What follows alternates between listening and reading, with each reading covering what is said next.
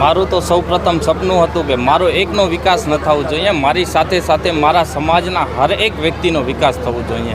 એના માટે અમે સ્વપ્ન સેવ્યું હતું અને આ સ્વપ્ન આજે જ્યારે પૂરું થવા જઈ રહ્યું છે ત્યારે હું એ લફ્ઝોમાં બયાન કરી નથી શકતો કે મને જે દિલમાં ખુશી થઈ રહી છે. અકેલા ચલાતા કારવા બનતા ગયા, પણ આજે તમને આટલો બધા લોકો જે પ્રેમ આપ્યો છે, હૂંફ આપી છે, શું કહેશે એના વિશે?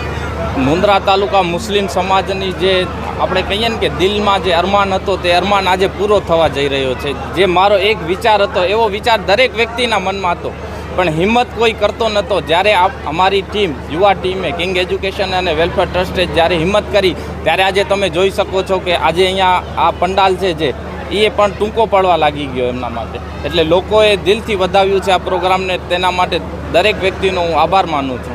આ એક મેસેજ સમગ્ર ભારતમાં જ્યાં જ્યાં પણ મુસ્લિમ સમાજ છે, અન્ય સમાજ છે, એના માટે એક આદર્શ છે. શું કહેશો ખાસ કરીને મુન્દ્રાથી એક આ શરૂઆત? વ્યક્તિનો વિકાસ ત્યારે જ શક્ય બનશે જ્યારે વ્યક્તિ એજ્યુકેટેડ થશે, એ ઇલ્મ હાસિલ કરશે, એજ્યુકેશન હાસિલ કરશે, ત્યારે જ એનો વિકાસ શક્ય બનશે. વગર એજ્યુકેશનને વ્યક્તિનો વિકાસ થઈ શકતો નથી. માટે જ્યાં જ્યાં પણ દરેક વ્યક્તિ વસતા હોય એમને એક જ સંદેશ છે કે 100% એજ્યુકેશન થાય એના માટે દરેક વ્યક્તિએ પ્રયત્ન કરવા જોઈએ. આજે શિલાપજી મહારાજ સાહેબ જે બિરદાવ્યા તમને, ખાસ કરીને કેટલી ખુશી થઈ. આજે હિન્દુ અને મુસ્લિમ જે કહી શકાય કે એક મંચ ઉપર એકતા અને શિક્ષણની વાત થઈ. શિલાપીજી મહારાજ સાહેબે બિરદાવ્યા એ બહુ જ ખુશીની વાત છે. એમને કીધું કે આટલી નાની ઉંમરમાં આટલો મોટો દાન, તો એ તો કંઈ ન કહેવાય. કોઈકને ના કોઈક વ્યક્તિને પહેલ તો કરવી જ જોઈએ. હું જીવતો છું ત્યાં સુધી મારા પૈસા મારા કામના, મર્યા પછી મારા પૈસા મારા કંઈ કામના નહીં. એમ જ સમાજના દરેક વ્યક્તિએ સમજવું જોઈએ અને સમાજમાંના વિકાસ માટે તન મન અને ધનથી પ્રયત્નો કરવા જોઈએ. અંતિમ પ્રશ્ન, ખાસ કરીને તમારા જે વડીલો સંઘર્ષ કર્યો છે અને આજના આશીર્વાદ, માલિકના આશીર્વાદ તમને અહીંયા સુધી પહોંચાડ્યા છે, આવનારી પેઢીને શું સંદેશ આપશો તમે? મારા પિતાજીનું એક જ સપનું હતું કે મુન્દ્રા તાલુકા મુસ્લિમ સમાજમાં સૌથી વધુ એજ્યુકેશન દીકરા તારા પાસે હોવું જોઈએ. મેં મારા પપ્પાનું સપનું પૂરું કર્યું તો મને ખબર છે કે મને એનો કેટલો ફાયદો મળ્યો. હું આજે આર્થિક રીતે બધી રીતે બરોબર છું, તેમ સમાજનો દરેક વ્યક્તિ આજે બરોબર થાય એના માટે અમારા જે પ્રયત્નની શરૂઆત થઈ છે ને ભવિષ્યમાં પણ એનાથી મોટા પ્રોજેક્ટો અમારા પાસે છે અને લઈને સમાજ માટે ઉપયોગી થશે. આજે ઐતિહાસિક પ્રોગ્રામ હતો મુન્દ્રા શહેરમાં 3/8/2025, જેની જાહેરાત તમે છેલ્લા 15-20 દિવસથી બધા સોશિયલ મીડિયામાં તેમજ છાપાઓમાં, ન્યૂઝપેપરમાં જોતા આવ્યા છો. એ ઐતિહાસિક ક્ષણ, એ ઐતિહાસિક ઘડી, એ મુબારક દિવસ આજે છે જ્યારે આપણી શાળા અલ ફતેહ એકેડમીની પાયાવિધિનું શરૂઆત કરવામાં આવી છે. આ એક નાનકડી શરૂઆત છે. આના ઉપર એક મોટું શિક્ષણ સંકુલનું બાંધકામ કરવામાં આવશે. ખાસ કરીને આગળ ધર્મગુરુ અને મહાન ઉપસ્થિત રહ્યા હતા. મુસ્લિમ ધર્મના ધર્મગુરુ પીર સૈયદ હુસૈન શાહ બાવા, ફરજંદે મુફ્તી કચ્છ, પીર સૈયદ અલી અહેમદ શાહ બાવા, પેશ ઇમામ શાહ મુરાદ બુખારી દરગાહ મસ્જિદ, અને પીર સૈયદ કાસમ શાહ અબા મિયા સિનુગરાવાળા, એ મુસ્લિમ ધર્મગુરુઓ હાજર હતા. ઉપરાંત મુસ્લિમ સમાજના સાદાતે કિરામ અને ઉલમાએ કિરામ પણ હાજર હતા ઘણા બધા. અન્ય સમાજોમાં જોઈએ તો પરમ પૂજ્ય સાધ્વી શિલાપીજી મહારાજ એ પણ ઉપસ્થિત હતા. ત્યારબાદ રાજકીય અગ્રણીઓ ઉપસ્થિત હતા. એમાં સંસદ સભ્ય ધારાસભ્ય અનિરુદ્ધભાઈ દવે ઉપસ્થિત રહ્યા હતા. શિક્ષણ કેટલા ધોરણ સુધીનું અને કેટલા બાળકોની કેપેસિટીનું આયોજન છે આપણી શાળામાં કેજી LKGથી કરી અને ધોરણ 12 સુધીનું સમાવેશ કરવામાં આવ્યો છે. 1000થી વધારે વિદ્યાર્થીઓની ક્ષમતા ધરાવતું સંકુલ આપણે તૈયાર કરી રહ્યા છીએ. મુસ્લિમ સમાજ અને અન્ય સમાજને શું સંદેશો આપશો? બધા એક જ સંદેશો આપશું કે તમે અમારી સંસ્થા ઉપર વિશ્વાસ રાખો, અમારી ટ્રસ્ટી ઉપર વિશ્વાસ મૂકી અને તમારા સંતાનોને અમારી પાસે મોકલો. અમે એમને વેલ એજ્યુકેટેડ કરીને તમને પાછા સોંપીશું. કિંગ એજ્યુકેશન ટ્રસ્ટ દ્વારા અહીં સરકારી જમીન લીધા નહીં પરંતુ પ્રાઇવેટ જમીન એટલે કે દાતાઓને ભેગા કરી અને સમાજના ઉત્થાન માટે અહીં શાળાનું નિર્માણ થવા જઈ રહ્યું છે. શિક્ષણ એ જ સંસ્કાર, સદભાવ અને રાષ્ટ્રના નિર્માણમાં ઉપયોગી થતું હોય છે. આપણા દેશના તત્કાલીન રાષ્ટ્રપતિ અબ્દુલ કલામ પણ શિક્ષણ મેળવી અને આગળ આવ્યા હતા. તો એ અબ્દુલ કલામજી જ્યારે આગળ આવ્યા હોય તો એના મૂળમાં શિક્ષણ હતું. એ દેશના મહાન વૈજ્ઞાનિક પણ થયા અને દેશના રાષ્ટ્રપતિ પણ થયા. તો આ લઘુમતી સમાજની અંદર શિક્ષણનો વ્યાપ વધે, દીકરા દીકરી ભણે અને દેશના વડાપ્રધાન માનનીય નરેન્દ્રભાઈ મોદી સાહેબ જે પ્રકારે દીકરીઓને ભણાવવા માટે, ગરીબ લોકોને ઉપયોગી થવા માટે જે કંઈ પણ યોજનાઓ આપે છે એ યોજનાઓનો અહીં ઉપયોગ કરીને આ દીકરા દીકરીઓને લાભ મળે એના માટે પણ મેં ભલામણ કરેલી છે. અલ-ફતહ એકેડમી તરફથી આજે પહેલ થઈ છે મુન્દ્રામાં.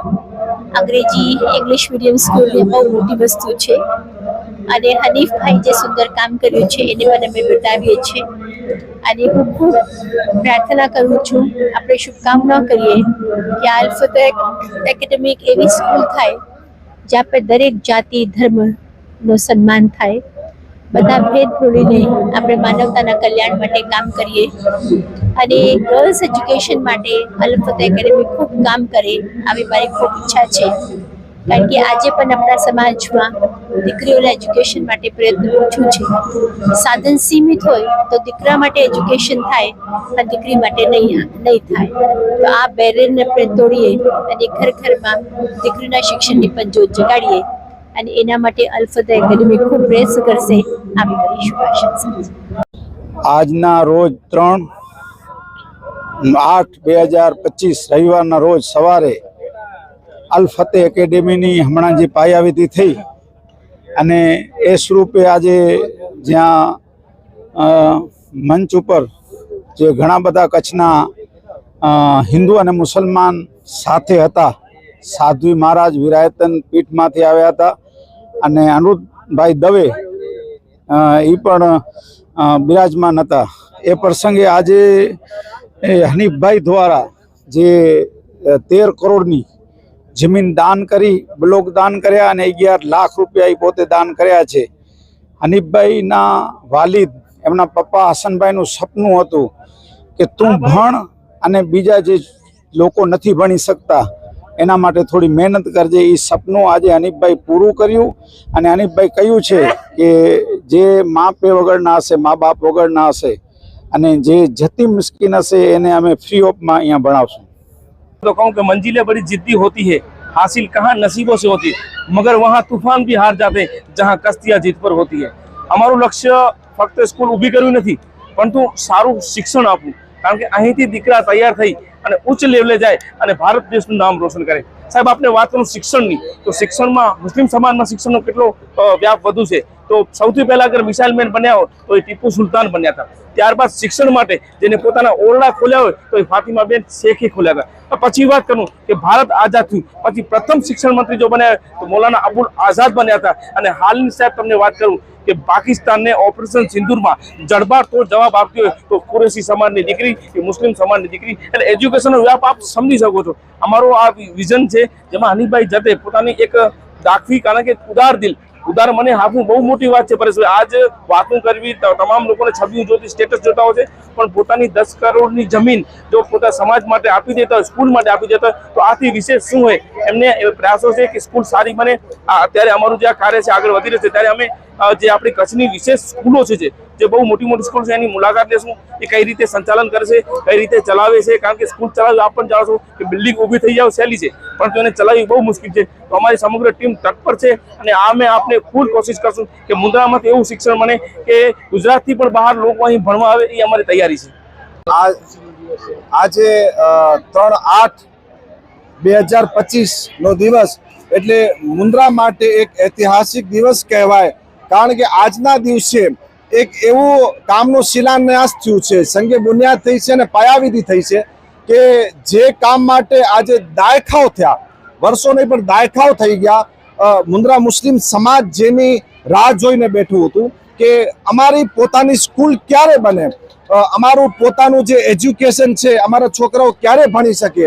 જ્યારે આટલા વર્ષોથી માંગ હતી ત્યારે આખર આજે આ 3/8/2025 એ મકસદ પૂરું થયું છે. અને આજે એક ખૂબ જ અદ્યતન અને એક જ એડવાન્સ જે આપણે કહીએ એ સ્કૂલની પાયાવિધિ આજે તમામ સમાજના ધર્મગુરુઓને સાથે રાખીને આજે એમનું શિલાન્યાસ થયા છે, પાયાવિધિ થાય છે અને ખૂબ જ એક આજે મુન્દ્રામાં એક ઉત્સવનો માહોલ છે કે શિક્ષણ માટે લાખોની સંખ્યામાં જ્યારે એક જ જગ્યા ઉપર દરેક સમાજના લોકો જ્યારે મળતા હોય ત્યારે ખરેખર કહેવું પડે છે કે ભારત આવનારા દિવસોમાં શિક્ષણ પ્રત્યે કેટલું આગળ જશે અને કેટલો વિકાસ કરશે અને કેટલું એમનું છોકરાઓ માટે જે ભણતર છે એ કેટલું અપગ્રેડ થશે. તો સૌપ્રથમ સપનું હતું કે મારો એકનો વિકાસ ન થવો જોઈએ, મારી સાથે સાથે મારા સમાજના હર એક વ્યક્તિનો વિકાસ થવો જોઈએ. એના માટે અમે સ્વપ્ન સેવ્યું હતું અને આ સ્વપ્ન આજે જ્યારે પૂરું થવા જઈ રહ્યું છે ત્યારે હું એ લફ્ઝોમાં બયાન કરી નથી શકતો કે મને જે દિલમાં ખુશી થઈ રહી છે. અકેલા ચલાતા કારવા બનતા ગયા, પણ આજે તમને આટલો બધા લોકો જે પ્રેમ આપ્યું છે, હૂફ આપી છે, શું કહેશો? મુન્દ્રા તાલુકા મુસ્લિમ સમાજની જે આપણે કહીએ ને કે દિલમાં જે અરમાન હતો તે અરમાન આજે પૂરો થવા જઈ રહ્યો છે. જે મારો એક વિચાર હતો એવો વિચાર દરેક વ્યક્તિના મનમાં હતો, પણ હિંમત કોઈ કરતો નહોતો. જ્યારે અમારી ટીમ યુવા ટીમે કિંગ એજ્યુકેશન અને વેલફેર ટ્રસ્ટે જ્યારે હિંમત કરી ત્યારે આજે તમે જોઈ શકો છો કે આજે અહીંયા આ પંડાલ છે જે એ પણ ટૂંકો પડવા લાગી ગયો એમના માટે. એટલે લોકોએ દિલથી વધાવ્યું છે આ પ્રોગ્રામને, તેના માટે દરેક વ્યક્તિનો હું આભાર માનું છું.